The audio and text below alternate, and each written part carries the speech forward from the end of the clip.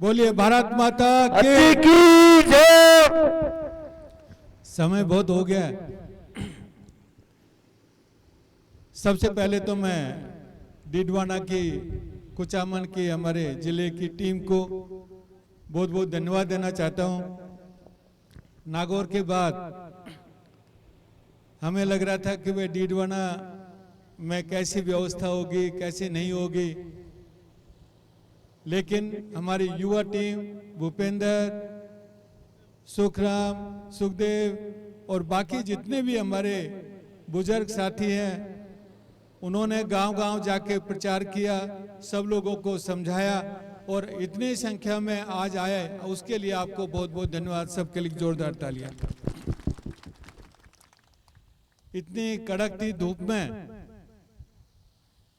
आप बैठे, कूलर भी गर्म हवा दे रहा है, भूखे प्यासे बैठे हैं,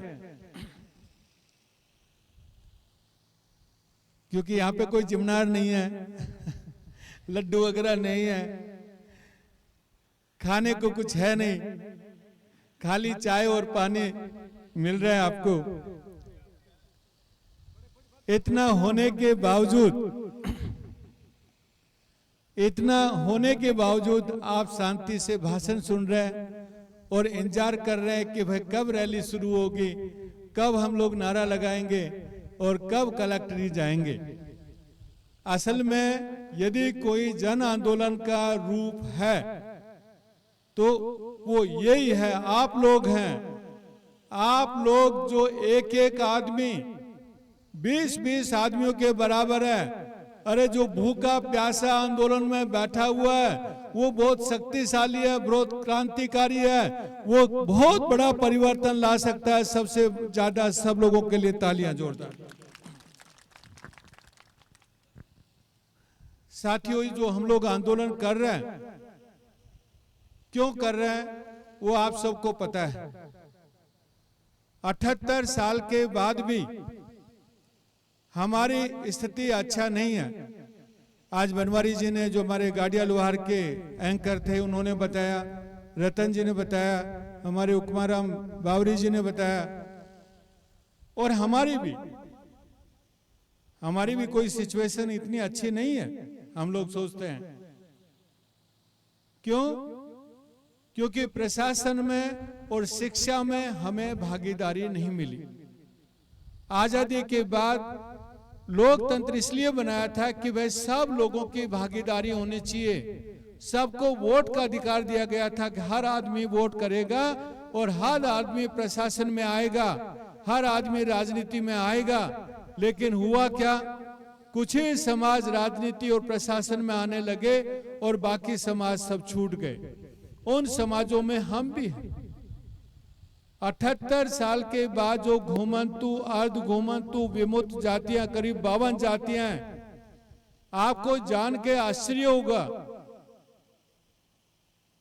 कि उनके नामों में भी अभी सुधार नहीं किया। एक अक्षर, एक लाइन नहीं चलाई सरकार ने। जो अंग्रेज नाम छोड़ के गए थे ना, अंग्रेज जो नाम छोड़ के गए थे, वही नाम अभी सरकार की लिस्ट में है। अंग्रेज हर एक शब्द के आगे, जैसे कोई समुदाय होता था उसके आगे ऐसे लगाते थे, रबारी का मतलब रबारीज। अभी हमारी मीटिंग हुई, मैंने बोला मिनिस्टर को, अरे भाई कम से कम पढ़ तो लो।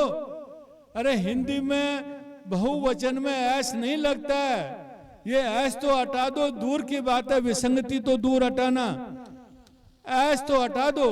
तब उनको ध्यान में आया कि ये सारी गलतियां हैं। अभी तक इसलिए क्यों नहीं हुआ? क्योंकि चुपचाप हम लोग बैठे रहे, हम लोग दूसरे के भरोसे बैठे रहे कि सरकार आएगी, कोई तो ऐसा आएगा जो सरकार में हमारी सुनेगा, हमारी बात कहेगा, हमारे लिए काम करेगा। लेकिन दुर्भाग्यवश 78 साल में आपके वोट तो लिए सबने, लेकिन आपके लिए काम नहीं किया। आज बताइए, हमारे समाज में डीडवाना में कितने डॉक्टर हैं? कितने डॉक्टर हैं? 0। हीर जी हैं, उनके पास सारे आंकड़े हैं। डीडवाना में एक भी डॉक्टर नहीं है। 78 साल के बाद एक भी डॉक्टर नहीं है। इतना बड़ा समाज, और ये सारे समाजों में, गाड़िया लोहार की तो बेचारे की बात ही छोड़ो, ठीक है, और बाकी समाज की तो मैं बात ही छोड़ रहा हूं कि उनमें भी डॉक्टर नहीं है। जबकि दूसरे समाज में 5 भाई है तो 5 डॉक्टर है। यहाँ पूरे समाज में एक भी डॉक्टर नहीं है। देखिए सिचुएशन। इसलिए कोई कहे कि इंजीनियर, हीर जी इंजीनियर भी मुझे एक आध कोई होगा तो होगा, नहीं तो इंजीनियर भी नहीं है। RS अफसर कोई एक आध बिरला मिल गया होगा, लेकिन SDM आज तक कोई है नहीं है। आप पुलिस में जाते हैं, प्रशासन में जाते हैं, यदि मान लीजिए कोई DNT समाज का अधिकारी होता तो आपकी बात ध्यान से सुनता कि नहीं सुनता? आप उसको, आप मिलने के लिए उसका कोई अपॉइंटमेंट लेते? नहीं लेते। अरे हमारा ही आदमी है, अपन तो सीधे घुस जाते। लेकिन दुर्भाग्यवश आपका आदमी नहीं। होना चाहिए कि नहीं होना चाहिए भाई? हमारे बच्चे भी डॉक्टर बनने चाहिए, नहीं बनने चाहिए? हम वोट तो देते हैं, लोकतंत्र को तो हमने बचाया है। वोट दे रहे हैं लेकिन डॉक्टर नहीं है, वोट दे रहे हैं लेकिन इंजीनियर नहीं है, वोट दे रहे हैं लेकिन अधिकारी नहीं है। ये है आज का लोकतंत्र। क्यों? क्यों किसी ने, हमने चुपचाप बैठे रहे कि सरकार माई बाप है, सरकार सबको देख रही है, लेकिन सरकार माई बाप नहीं है। सरकार किसी को नहीं देख रही। जो शक्तिशाली है उसको देख रही है, जो जिसके हाथ में लाठी है उसको देख रही है, जो पैसे वाला है उसको देख रही है, लेकिन आम आदमी और हमारे DNT समाज, वंचित समाज को सरकार नहीं देख रही है। बात सही है गलत है? इसलिए आंदोलन हमने शुरू किया। शुरू में लगा सरकार को कि भाई ठीक है आंदोलन करने दो, इनको कोई सुनने वाला नहीं है। आप जयपुर के आंदोलन में आए थे, मेरे बहुत सारे साथी। कितना बड़ा आंदोलन किया था नहीं किया था अपन? रावण भी जलाया था, लेकिन सरकार को कोई दर्द नहीं हुआ। भीलवाड़ा किया लेकिन कोई दर्द नहीं हुआ। तब हमने बालराई किया, बालराई महापड़ाव किया, और ये बोला कि जब तक यहाँ से उठेंगे नहीं, जब तक सरकार हमसे बातचीत नहीं करेगी। और हमने अपनी शक्ति दिखाई। आपकी शक्ति के कारण, आपकी शक्ति के कारण इतिहास में पहली बार 32 घंटे हाईवे बंद रहा कि नहीं रहा बंद?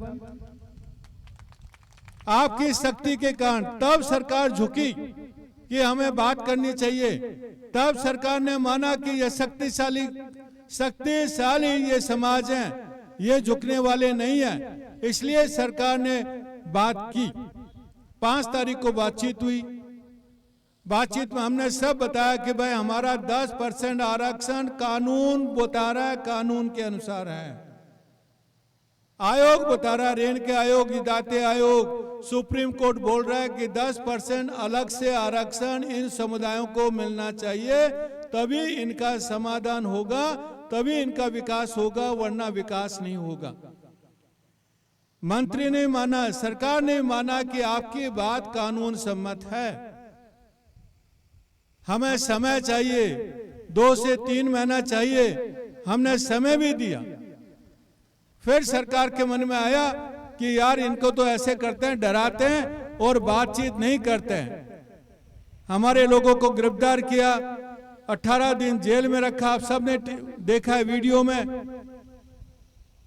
और सरकार ने बोला कि अभी ये आंदोलन नहीं कर पाएंगे क्योंकि हमने इनको डरा दिया। आज 4 महीने हो गए, 5 महीने हो गए, लेकिन सरकार की तरफ से वार्ता के लिए कोई भी बात नहीं हुई।